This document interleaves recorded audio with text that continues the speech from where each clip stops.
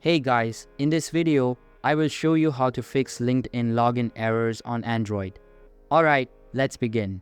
First, open the LinkedIn app on your Android device.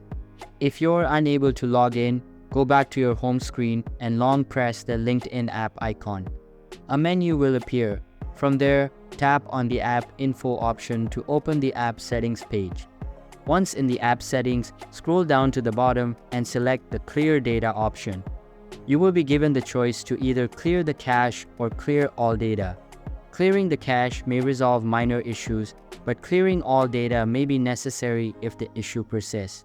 After clearing the data, check if there is an update available for LinkedIn. If there is, update the app to the latest version to improve performance and fix any bugs that might be causing the login issue.